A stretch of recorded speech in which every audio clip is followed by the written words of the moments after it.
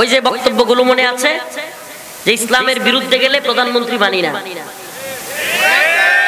আল্লাহর বিরুদ্ধে গেলে রাষ্ট্রপতি মানি না। এটা যেন আমার কথা না হয়, এটা যেন প্রত্যেকটা মুমিনের কথা হয়। কারণ আচ্ছা আমারে বলেন, তাইলে কি রাষ্ট্রপতি প্রধানমন্ত্রী যদি ইসলামের আল্লাহর বিরুদ্ধে যায় তাইলেও আমরা মানি? আমরা কি এটা কমু? আচ্ছা আল্লাহর বিরুদ্ধে যদি কোনো ব্যক্তি যায় আর আমি তার কথা মানি, তাইলে আল্লাহরে বাদ দিয়ে তারে রব বানাইলাম না? আমি ওই বুঝাইতে পারি নাই।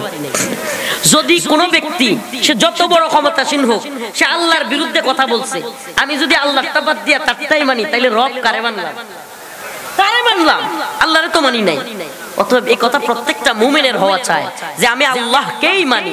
হ্যাঁ, যদি আমার আল্লাহর কথার ভিতরে, আল্লাহর কথার ভিতরে, আদেশের ভিতরে তোমার কথা হয়, তোমার কথা মানতে সমস্যা নাই।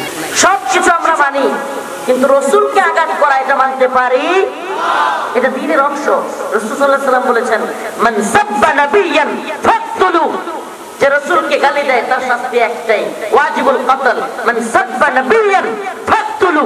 পুরো রাজনীতি নাই, কূটনীতি নাই, বহির্বিশ্ব কি বললো এগুলো দেখবার টাইম নাই। রাসূলকে কটূক্তি করেছে, ব্যঙ্গচিত্র বানিয়েছে, তার শাস্তি একটাই, তার দর থেকে কল্লা আলাদা হয়ে যাবে। এটা ইসলাম, এটা ঈমান। অথচ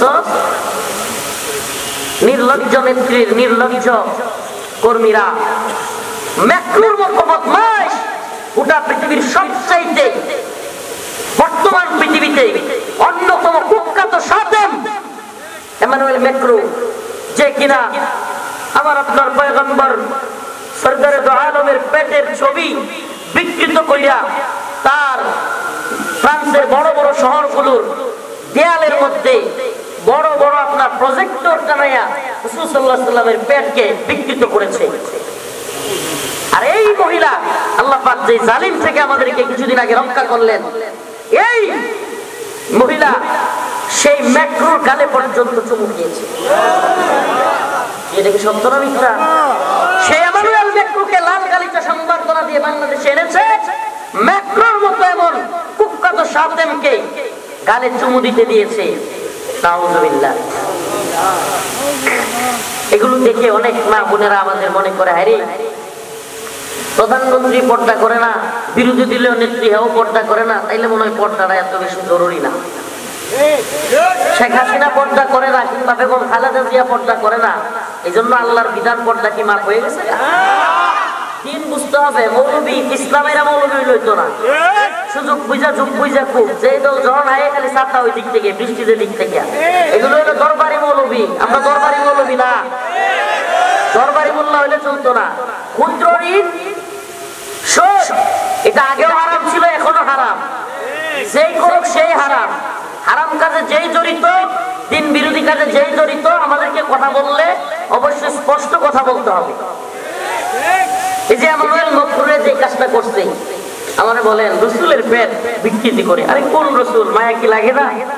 ময়দানে মাহশর মে নবী ने फरमाया जब जहन्नम आएगी और एक चीख मारेगी, जहन्नम के যখন আল্লাহ পাক হাজির করবে, একটা বিকট আওয়াজ জাহান্নাম মারবে, এমন এক বিকট আওয়াজ দিবে প্রত্যেকেই। আমি দাঁড়ায় থেকে একটু দেখাইলে বুঝতেন।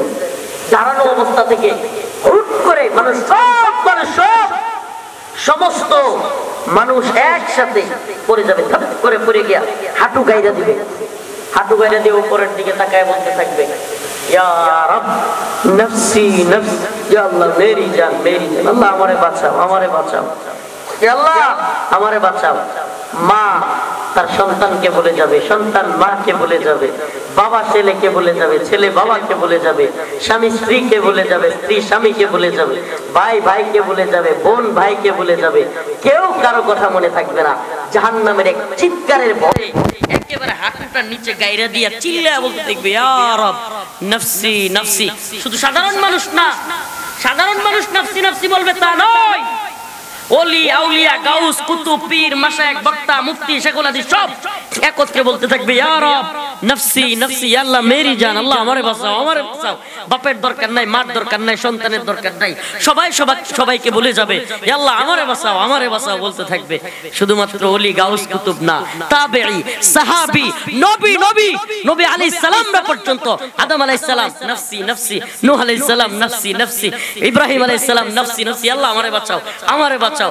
ঈসা, মূসা, লূত, শীস, দাউদ, ইসহাক, ইলিয়াস, ইব্রাহিম, সকল আম্বিয়া আলাইহিস সালাম ইয়া রব নফসি নফসি নফসি। হঠাৎ করে এক কোণ থেকে আওয়াজ আসবে ইয়া রব উম্মতি উম্মতি উম্মতি, ইয়া আল্লাহ আমার উম্মত রে বাঁচাও। সব মানুষ পেরেশান, এটা কে? জাহান্নাম আইসা পড়ছে, কি বিকট শব্দ করলো। সব মানুষ আল্লাহ আমারে বাঁচাও, নফসি নফসি। এ কোন লোক যে বলতেছে উম্মতি উম্মতি? সবাই তাকায় দেখবে এত মুহাম্মদুর রাসূলুল্লাহ সাল্লাল্লাহু আলাইহি ওয়াসাল্লাম। সেই নবীর পেট বিকৃতি করে এমানুয়েল ম্যাক্রো পেট বিকৃতি করে আমার রাসূলের তার ভবনগুলোর দেয়ালে দেয়ালে টানায়া মানুষকে দেখার সুযোগ করে দিছে, আমার রাসূলকে বিকৃত করে। আর সেই মহিলা যাকে তাহাজ্জুদ তার কোরআনের গল্প শোনায়, যারা বলে আমাদেরকে, আমাদের কষ্টটা এরা বুঝবে না, এই মহিলা রাসূল বিরোধী এই শাতেমকে পৃথিবীর সবচাইতে কুখ্যাত শাতেমের সাথে চুমাচুমি পর্যন্ত করেছে। আমাকে বলেন, আমার রাসূলকে এত বড় কষ্ট দেওয়ার পরে কোন মুমিনের অন্তরে কি তাদের প্রতি ভালোবাসা থাকতে পারে? রাসূল কি কষ্ট পায় নাই? এটা মুসলিম রাষ্ট্রের রাষ্ট্রপ্রধান, আমার রাসূলকে যে ব্যক্তি কটূক্তি করেছে, ব্যঙ্গচিত্র বানিয়েছে, সে কিনা তার সাথে লাল গালিচা সংবর্ধনা দেয়, তাকে খাওয়ায়, তাকে নিয়ে ঘুরে, তার সাথে চুমাচুমি করে।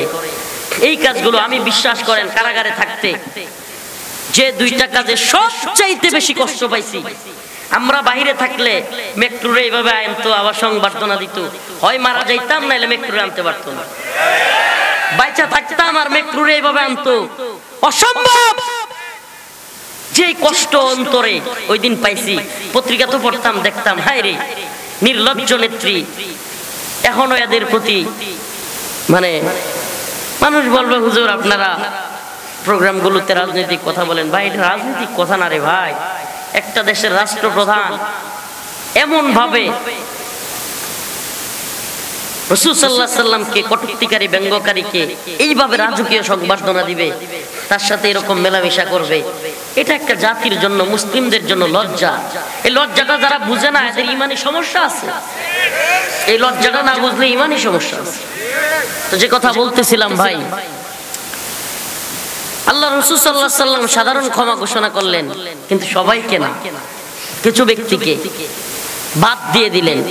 ওই যে মনে আছে কাব বিন আশরাফের ঘটনা বলতেছিলাম, রাসূল সাহাবায়ে কেরামকে ডাইকে নিয়ে এসে বললেন, তোমাদের মধ্যে কে আছে যে কাব ইবনে আশরাফকে হত্যা করবে?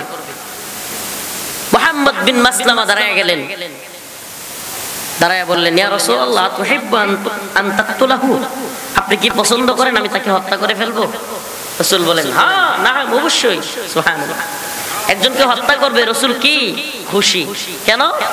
ওই মুহাম্মদ, ওই কাব বিন আশরাফ, সে নর্তকী বাড়া কইরা, নাউযুবিল্লাহ, রাসূলকে কটূক্তি করাইতো, ব্যঙ্গচিত্র বানাইতো, বিভিন্ন ধরনের কবিতা আবৃত্তি করাইতো রাসূলকে কটূক্তি করে।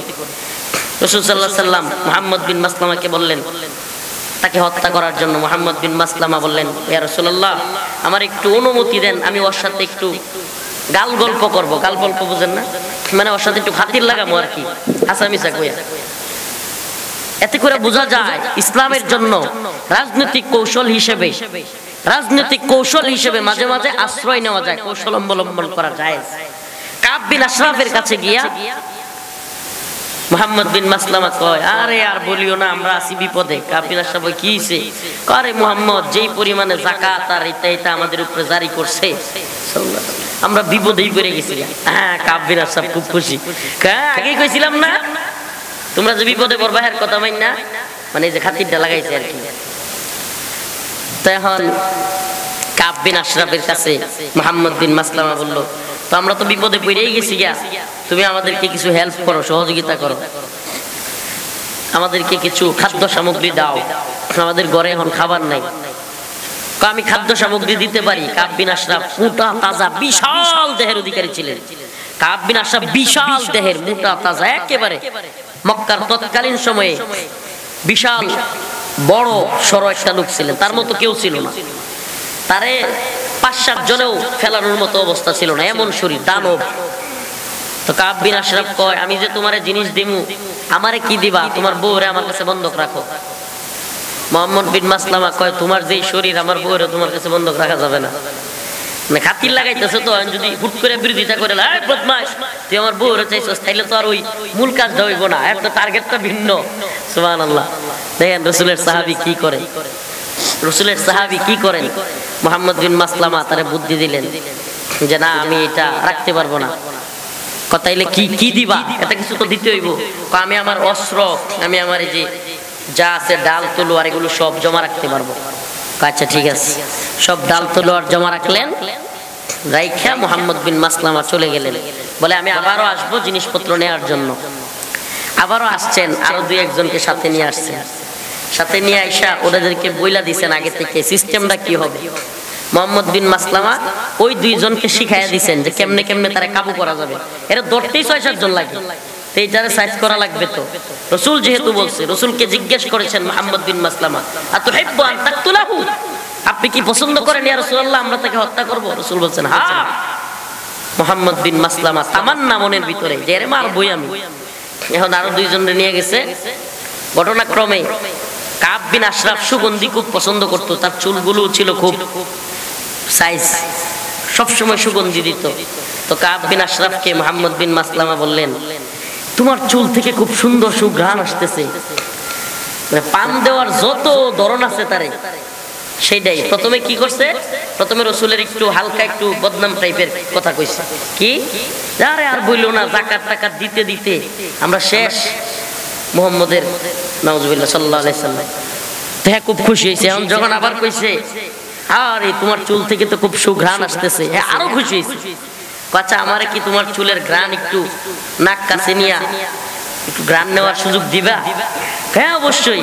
যেই গা রাগায়া দিছে, আল্লাহর বান্দা চুল সব পেছে গারের মধ্যে ধরছে আরামসে। ধরার পরে হেঁটে দেখছে, দেখু আল্লাহু আকবার, মোহাম্মদ বিন মাসলামা বলতে দেরি, এক কূপ দিয়া কাব বিন আশরাফের কল্লা ফেলতে দেরি না। সুবহানাল্লাহ কোন। এই ছিল আমাদের সাহাবায়ে কেরাম। তারা বুদ্ধি কইরা ফন্দি কইরা রাসূলকে যারা কটূক্তি করত তাদেরকে মারত। আর তুমি এমন দলের লোক, এমন দলের কর্মী, যেই দলের নেত্রী বুদ্ধি কইরা ফন্দি কইরা সাতেমকে সুমা দেয়। তোমারে তুইয়া পালায়া যায়, তোমার তো এই নেত্রীরে লইয়া লজ্জা করা উচিত, তুমি গর্ব করো, তোমার শরম নাই, তোমার লজ্জা হওয়া উচিত, অথচ তোমার শরম নাই। প্রিয় হাজিরিন, কথাগুলো কষ্টে বলি, আমি দেখছি আফসোসের সাথে বলতে হয়, এই কথাগুলো রাজনৈতিক নয়। আমাদের আত্মীয় স্বজন অনেকেই এই দলটা করে, অনেকে আমাদের কাছের লোক, এদের কি হেদায়েতের দরকার নাই? কথা কয় না, হেদায়েতের দরকার নাই। আমরা চাই না আপনারা ধ্বংস হয়ে যান, আপনাদের হেদায়েত দরকার। হেদায়েতের জন্য এই কথাগুলো বলি। এই যে রাসূলের ভালোবাসাটাও যদি আপনাকে হেদায়েত দিতে পারে, এই জন্যই ঘটনাটা বললাম। সাহাবায়ে কেরাম রাসূলকে যারা ব্যঙ্গ করত, কটূক্তি করত, তাদেরকে কৌশলে কত কিছু কইরা তারে মারতেন। আর আপনার নেত্রী কৌশল অবলম্বন করে যেমনে পারে হেমনে সব আলেমরা জেলে নিয়ে মেট্রোরে আইনা লাল গালিচা সংবর্ধনা দিয়া তারপরে মেট্রোর লগে গলাগলি করে। এটা কি মিথ্যা না সত্য? মেট্রো রাসূলকে ব্যঙ্গ করছে, না মিথ্যা না সত্য? মেট্রোরে আপনার নেত্রী এগুলো করছে, এগুলো মিথ্যা না সত্য? তা আমরা মিথ্যা কথা বলি না ভাই। আমরা আপনাদেরকে চোখগুলোকে সজাগ করে দিতে চাই। আপনাদের এখনো যদি না খুলে, আমি সত্যি কথা বলে আপনারা দেখছেন কিনা, আমি একটা আওয়ামী লীগ এখন আমার পরিবারে, আমার আত্মীয় স্বজনের মধ্যে কত আওয়ামী লীগ দেখলাম, একটা লোক পাইলাম না যে এতগুলো গণহত্যা, এতগুলো ছাত্র মারা, আলেমদেরকে ফাঁসি দেওয়া, রিমান্ডে নেওয়া, নির্যাতন করা, এতগুলো খারাপ কাজের পরেও একটার ভিতরে আমি দেখলাম না অনুশোচনা আছে। আমি একটারও পাই নাই, একটারও পাই নাই। আমি পাই নাই, আপনারা পাইছেন কিনা জানি না, পাই নাই। বরং এদের মানসিকতা এমন, নেত্রীর বিরুদ্ধে গেছে, এর লেগে আলেম করে মারছে, ঠিকই আছে, এই হুজুররা বেশি বুঝে। এদের অবস্থা এমন, আলেমদের গলায় ধরছে, আলেমদের দাড়ি ধরে টানছে, মসজিদে গিয়ে গুলি করছে, দেশের সর্বজন শ্রদ্ধেয় আলেমদেরকে হত্যা করে কারাগার থেকে বের করছে, শত শত আলেমকে জেলে নিছে, রিমান্ডে নিছে, ফাঁসিতে ঝুলাইছে, এদেশের ছোট ছোট ছাত্রদেরকে হেলিকপ্টার থেকে গুলি করে মারছে, কত ছাত্রদেরকে রাস্তায় শুয়ায় দিছে, কত মাদ্রাসার তালিবুল ইলমদেরকে মেরে ফেলছে। এত কিছুর পরেও এদের মধ্যে ন্যূনতম অনুশোচনা, অপরাধ বোধ নাই, বরং তারা এক ধরনের টার্গেটে আছে, আবার আইমু দেখমু নে ধর্মু নে। হ্যাঁ, এজন্য বলি আমাদের মনে অনেক কষ্ট আছে, কষ্ট, বুক ফাটা কষ্ট, যে কষ্ট বিগত সরকার এই জাতিকে দিয়ে গেছে। ভুলে যাবেন না, ভুলে যাবেন না, বাঙালি খুব হুজুগে মাতাল, এরা হুট করে সব ভুলে যায়, এটা একটা সমস্যা আমাদের। বাঙালির ভুলতে বেশি দিন লাগে না। বাঙালি আমাদের এক সমস্যা, এটা রাজনৈতিক বয়ান নয়, এটা আমাদের জাতিগত বয়ান। এই বয়ানের জরুরত অনেক বেশি। আমাদের রসুলকে যারা ভালোবাসি তারা কখনো বলতে পারবে না মেক্রোকে। এটা আপনার কষ্ট না লাগতে পারে, ওই লাল গালিচা ছিল না, এটার মধ্যে ইমানদারদের রক্ত ছিল, রক্ত, যাদের অন্তরে আল্লাহর রসুলের ভালোবাসা আছে। ওই মেক্রোকে লাল গালিচা দেওয়া নয়, ওইটা মুমিনের অন্তরে রক্তক্ষরণ ছিল, রক্তক্ষরণ। আমাদের হইছে কারাগারে থাইকে হইছে, আপনার না হইতে পারে। রাসূলের অপমানে যদি না কাঁদে তোমার মন, মুসলিম নয় মুনাফিক, তুই রাসূলের দুশমন। এটাই সত্য। বাবারে কেউ মাইরা, বাবারে কষ্ট দিয়া এমন এক লোকের লাল গালিচা দিলে আপনি সহ্য হইবনি? তেমনি বাপের চাইতে রাসূলকে ভালোবাসতে পারেন না, অথচ রাসূল বলেছে লা ইউমিনু আহাদুকুম হাত্তা কুনা হাব্বা ইলাইহি মিন ওয়ালিদিহি ওয়া ওয়ালাদিহি ওয়ান নাসি আজমাইন। তোমরা ততক্ষণ খাঁটি মুমিন হতে পারবা না যতক্ষণ তোমাদের বাবা মা, সন্তান সন্ততি, পরিবার সবকিছুর চাইতে রাসূলকে বেশি ভালোবাসতে না পারবা, ততক্ষণ তুমি খাঁটি ঈমানদারি না। তাহলে বাপের যদি কেউ মারে আর ওই লোকের যদি কেউ সংবর্ধনা দেয়, লাল গালিচা দেয়, তাইলে আমাকে সহ্য হইবনি? তাইলে এই যে রক্তকরণটা হবে, এইটার চাইতে বেশি রক্তকরণ হইতে হবে রাসূলকে কেউ কটূক্তি করার পরে তারে যদি কেউ সম্মান করে, তাইলে বোঝা যাবে আমি ঈমানদার, আমার ঈমান আছে। আল্লাহ পাক বুঝার তৌফিক দান করুন। যে ঘটনা থেকে গেছিলাম মনে আছে? কত দেখি একজন শ্রোতা দেখবো আমি। কোথা থেকে গেছিলাম বাবা বলেন? হ্যাঁ, মাশাআল্লাহ, ইকরামা, আবু জাহেলের ছেলে ইকরামার ইসলাম কবুল। ওই যে সে ভয়ে, সাধারণ ক্ষমা ঘোষণার পরেও ভয়ে পালায়া যাইতে চাইছিল, ওখান থেকে আসছিলাম। ওই পালায়া যাওয়ার ঘটনায় ইকরামা খুব ভয় পেয়ে গেছে। কেন?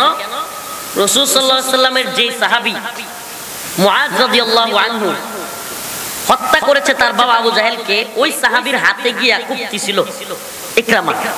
কুপ দেওয়ার পর ওই হাত কেটে গেছিল এবং ওই মুআয রাদিয়াল্লাহু আনহু সাহাবী এক হাতে যুদ্ধ করতেছিলেন, সুবহানাল্লাহ। এক হাত ঝুলা ছিল, চামড়া শুধু, কাইটা চামড়ার সাথে, আর এক হাত দিয়ে যুদ্ধ করতেছিলেন, সুবহানাল্লাহ। হাদিসের কিতাবে আসছে এই হাতে যখন কষ্ট হইতেছিল, এক পর্যায়ে হাতরে পায়ের নিচে পাড়া দিয়ে ঠাস করে টান দিয়ে ছিঁড়ে ফেলছিল, সুবহানাল্লাহ। এনা সাহাবী ওয়ালা ঈমান, সুবহানাল্লাহ। সিরা গিয়া হাতগুলোর হাত একটারে দইরা, যেই হাত আরেকটা অবশিষ্ট ছিল ওটা ধরছেন উনি, সুবহানাল্লাহ। হাত দইরা কাফেররা দিকে ছুঁড়া মাইরা কয় কি, কয় এক হাত কেন, পারলে সব নিয়া যা, তবু রাসূলকে একটা টুকা দিতেও দিব না, সুবহানাল্লাহ। ওই ঘটনার দিকে যাইতে চাই না। রাসূলের ভালোবাসা কয়টা বর্ণনা করব সাহাবায়ে কেরামে। কারণ আমাদের নমুনা কি, আবারও বলি, আমাদের নমুনা কি? রাসূলকে যারা কটূক্তি করে, ব্যঙ্গ করে, তাদেরকে আমরা লাল গালিচা সংবর্ধনার পক্ষে, নাউযুবিল্লাহ। এটা ঈমানের বিপরীত, এটা মনে রাখবেন। বুঝবেন না মুমিনের ঈমান চলে যায় কি কি কারণে? রাসূলকে অপমানের পক্ষে থাকলে ঈমান থাকে না। রাসূলকে অপমানের পক্ষে, অপমানের পক্ষে কেমনে? মেক্রোর পক্ষে আপনি গেলেন মানে আপনি রাসূলকে অপমানের পক্ষে গেলেন। আমি মনে হয় বুঝাইতে পারিনি। আপনার বাপের একজন মারছে, আপনি হের সাথে বসে চা খাইলেও বুঝা গেল আপনি হের বাপে, আপনার বাপের মারা করতেছিলেন। বাস্তবতা এটা, প্রিয় হাজিরিন। তো ইকরামা রাদিয়াল্লাহু আনহু ভয়ে ছিলেন যে যেহেতু মুআজকে আমি কোপ দিছিলাম, এখন তো আর মক্কা যেহেতু বিজয় হয়ে গেছে গা, এখন সব মুসলমানরা তো বলে আমগরে তো আর রাখবো না। ইথিওপিয়া পালায়া যাওয়ার প্ল্যান করছে। কোথায়? ইথিওপিয়া। তো ইথিওপিয়া যখন পালায়া যাবে, জাহাজে উঠছে পালায়া যাওয়ার জন্য। জাহাজ এক বিরাট হঠাৎ করে ঝড় বৃষ্টি তুফানের মধ্যে পড়ে গেছে। এখন জাহাজ হেলতেছে দুলতেছে, ভয়ঙ্কর পরিস্থিতি তৈরি হয়েছে, সব যাত্রীরা ভয়ে কাঁপতেছে। এমন সময় পাইলট সবাইকে বললেন, ভাই আসেন সবাই আল্লাহ আল্লাহ করি, আল্লাহ ছাড়া এই বিপদ থেকে কেউ রক্ষা করতে পারবে না। এই মুহূর্তে ইকরামা চিল্লান দিয়ে বলে উঠলেন, হে পাইলট, যদি এই বিপদ থেকে উদ্ধার করার, সমুদ্র থেকে উদ্ধার করার ক্ষমতা আল্লাহ রাখেন, তাইলে জমিনের মধ্যেও আমাদেরকে সবকিছু থেকে উদ্ধার করার ক্ষমতা আল্লাহ রাখেন। অতএব আমি আজকে নিয়ত করলাম, যদি আমি এই সমুদ্রের বিপদ থেকে বাইচা যাই, আমি মুহাম্মদের কাছে গিয়া সাল্লাল্লাহু আলাইহি সাল্লাম মুহাম্মদুর রাসূলুল্লাহর হাতে হাত রেখে মুসলমান হয়ে যাব। আবু জাহেলের ছেলে, সুবহানাল্লাহ, কুখ্যাত আবু জাহেল, অনেকে হয়তো জানেই না, তার ছেলে সাহাবী, তার ছেলে কি, সুবহানাল্লাহ। এটা ইসলাম, এটাই ইসলাম, সুবহানাল্লাহ। আপনি কে আমার দেখবার টাইম নাই, আপনি রাসূলের বিরুদ্ধে গেছেন, আমার বাপ হইলো আমি আপনাকে চিনি না, এটার নাম ঈমান। আপনি আমার রাসূলের বিরুদ্ধে, ইসলামের আল্লাহর বিরুদ্ধে গেছেন, আপনি আমার মা হইতে পারেন, আপন ভাই হইতে পারেন, আমি আপনাকে চিনি না। হযরত আবু বকর রাদিয়াল্লাহু আনহু বদর যুদ্ধের ময়দানে ফাইট হচ্ছে, ফাইট। তখন বদর যুদ্ধে অবস্থাটা এমন হয়েছিল, মানে অল্প তো মুসলমান হয়েছে মাত্র, সব তো কাফের। এখন যুদ্ধ লাগছে পরে, হায় হায় কি সর্বনাশ, ভাই ভাইয়ের বিরুদ্ধে যুদ্ধ, বাপ পোলার বিরুদ্ধে যুদ্ধ, চাচার বিরুদ্ধে ভাতিজার যুদ্ধ, মানে এমন হয়ে গেছে। কারণ কি, কারণ কেউ মুসলমান হয়েছে, অনেকে তো হয় নাই, এমন যুদ্ধ। হঠাৎ করে আবু বকর রাদিয়াল্লাহু আনহুর ছেলে যুদ্ধের পরে এসে বলতেছে, বাবা তোমার আমি দেখছিলাম যুদ্ধের মধ্যে, কিন্তু তোমারে মারি নাই। কয় বাবা তুই আমারে মারস না, কিন্তু তোরে পাইলে আমি ছাড়তাম না। সুবহানাল্লাহ, এটা ইসলাম। তুই আল্লাহর রাসূলের বিরুদ্ধে তরবারি নিয়ে গেছস, হে গিয়া মনে করছে যে একটু ফুটানি দেখাইবো বাপেরে, কইলে বাপ খুশি হইব। কইতাছে, কয় আব্বা তোমার আমি পাইছিলাম, কিন্তু কিছু করি নাই। কয় ভালো হইছে তুই আমার সামনে না আয়া, আমি তোরে ছাড়তাম না। সুবহানাল্লাহ, এটা ইসলাম, এটা ইসলাম। আল্লাহ পাক আমাদের বুঝার তৌফিক দান করুন। ওই যে বক্তব্যগুলো মনে আছে যে ইসলামের বিরুদ্ধে গেলে প্রধানমন্ত্রী মানি না, আল্লাহর বিরুদ্ধে গেলে রাষ্ট্রপতি মানি না, এটা যেন আমার কথা না হয়, এটা যেন প্রত্যেকটা মুমিনের কথা হয়। কারণ আচ্ছা আমারে বলেন, তাইলে কি রাষ্ট্রপতি প্রধানমন্ত্রী যদি ইসলামের আল্লাহর বিরুদ্ধে যায়, তাইলেও আমরা মানি, আমরা কি এটা কমু? আচ্ছা আল্লাহর বিরুদ্ধে যদি কোনো ব্যক্তি যায় আর আমি তার কথা মানি, তাইলে আল্লাহরে বাদ দিয়ে তারে রব বানাইলাম না? আমি ওই বুঝাইতে পারি নাই। যদি কোনো ব্যক্তি সে যত বড় ক্ষমতাসীন হোক, সে আল্লাহর বিরুদ্ধে কথা বলছে, আমি যদি আল্লাহটা বাদ দিয়ে তারটাই মানি, তাইলে রব কারে মানলাম? তারে মানলাম, আল্লাহরে তো মানি নাই। অতএব এই কথা প্রত্যেকটা মুমিনের হওয়া চায় যে আমি আল্লাহকেই মানি। হ্যাঁ, যদি আমার আল্লাহর কথার ভিতরে, আল্লাহর কথার ভিতরে, আদেশের ভিতরে তোমার কথা হয়, তোমার কথা মানতে সমস্যা নাই। কিন্তু যদি আমার আল্লাহর কথার বাহিরে, বিরুদ্ধে যায়, তবুও যদি মানি, তাইলে ওই ব্যক্তিকে আপনি তাগুত মানলেন, রব বানাইলেন, ওই ব্যক্তিকে আল্লাহকে নয়। আল্লাহ বুঝার তৌফিক দান করুন। فإذا ركبوا في الفلك دعوا الله مخلصين له الدين فلما نجاهم إلى البر إذا هم يشركون আল্লাহ রাব্বুল আলামিন বলেন, এমন কিছু লোক আছে, ফাইদা রাকিবু ফিল ফুলক, যখন সমুদ্রের মধ্যে তারা নৌকার মধ্যে থাকে, নৌকা হেলতে দুলতে থাকে, ঝড় তুফান চলে আসে, তখন তারা সবাই দাআউল্লাহ মুখলিসিনা লাহুদ্দিন, তারা একনিষ্ঠতার সাথে অন্তর থেকে আল্লাহকে ডাকতে থাকে, আল্লাহ আমারে বাঁচান, আল্লাহ আমারে বাঁচান। ফালাম্মা নাজ্জাহুম ইলাল বার, কিন্তু যখন আমি তাদেরকে উদ্ধার করি, রক্ষা করি, তাদেরকে ওই বিপদ থেকে আমি বাঁচায়া তুলি, ইযা হুম ইউশরিকুন, তখনই তারা আমার বিরুদ্ধে নাফরমানি, শিরিক শুরু করে দেয়। আল্লাহ বলতেছে, এটা আমাদের কথা না, সুবহানাল্লাহ। আছে না নাই এই দুনিয়াতে খাসলতের লোক, আপনি দেখবেন বিপদ থেকে বাঁচাইবেন, হসপিটালে নিয়ে যাবেন, টাকা পয়সা দিবেন, অনেক সহযোগিতা করবেন, সুযোগ পাইলেই দেখবেন আপনারা সুবল মারি। এই লোকই এত কিছু করবেন, সব কিছু করবেন, তার পাশে দাঁড়াবেন, দিন শেষে এই লোকই। এই জন্য এটা কথা বললে দিই আজকে থেকে, এটা এই থিওরিটা অ্যাপ্লাই করবেন, মনে কষ্ট থাকবে না। কাউকে কিছু করবেন আল্লাহর জন্য, কাউকে কিছু করবেন, এই দুনিয়াদারদের থেকে, দুনিয়ার মানুষের থেকে কিছু পাওয়ার আশায় কিছু করিয়েন না, কষ্টই পাবেন। কেন কি পাবেন? কিছু পাওয়ার আশায়। ভাইকেও যদি দেখেন, সন্তানকেও যদি কিছু পাওয়ার আশায় গইরা তুলেন, কিছু পাবেন না, দিন শেষে কষ্ট পাবেন। এজন্য কাউকে কিছু করবেন কার জন্য? যে আল্লাহ আমার হক ছিল ছোট ভাইরে দেখার আমি দেখছি, আল্লাহ আমার হক ছিল ছোট বোনেরা দেখার আমি দেখছি, আল্লাহ আমার হক ছিল সন্তানকে গড়ে তোলার আমি করছি, কিন্তু এদের কাছ থেকে কিচ্ছু আশা করি না, তোমার কাছে। জীবনে কষ্ট পাইতেন না, জীবনে কষ্ট পাইতেন না। অনেক মানুষ কষ্টের দুঃখে, পরিবারের নিকট আত্মীয়ের, অনেক কাছের মানুষের কষ্টে দুঃখে হতাশায় নিমজ্জিত হইয়া পাগল হয়ে যায়। অনেক মানুষ আত্মহত্যা পর্যন্ত করে। এটা কেন? সে অনেক আশা করে। পৃথিবীর মানুষের কাছে আশা করিয়েন না ভাই, আশা করিয়েন না। এই দুনিয়ায় কারো কাছ থেকে কিছু আশা করলে কষ্টই পাবেন, দুনিয়ায় কারো কাছে কিছু চাইবেন কষ্ট পাবেন। আল্লাহর কাছে চান, আল্লাহ আরো আপনার সম্মান বাড়ায় দিবেন। দুনিয়ার মানুষের কাছে কিছু চাইবেন, দিবে ঠিক আছে, কিন্তু কয়েকদিন পরে খোটা দিবে। তুই ওখানে মাক বরি করো, সেদিন না তোর লাগে এটা করছিলাম। আপনার কষ্ট লাগবো কিনা? যদি ওই লোক নাও কয়, হ্যাঁ বউয়ে কইব, নাইলে হ্যাঁ আশপাশ থেকে একজনে কইব, কিরে আমার বাপেরটা দিয়ে আমার বাপেরটা দিয়ে চলো, এখন তুই বেড়াগিরি করো। ঠিক কি ঠিক না? যদি নাও বলে, যদি নাও বলে, তবু আপনার মনের মধ্যে এক ধরনের, তাকে দেখলেই, তার কাছে গেলেই হীনমন্যতা থাকবে যে এই লোকটার কাছ থেকে নিয়ে আমি চলি। কিন্তু আমার রবের কাছ থেকে যদি চান, সুবহানাল্লাহ, আল্লাহ পাক যেই বান্দা তার কাছে বেশি বেশি চায়, আল্লাহ দেয় তো দেয়, তার সম্মানও বাড়ায়া দেয়। আল্লাহর কাছে চাইবো তো ইনশাআল্লাহ। সবাই কার কাছে চাইবো? মুনাফিকি চরিত্র আমাদের থেকে বন্ধ হওয়া চাই।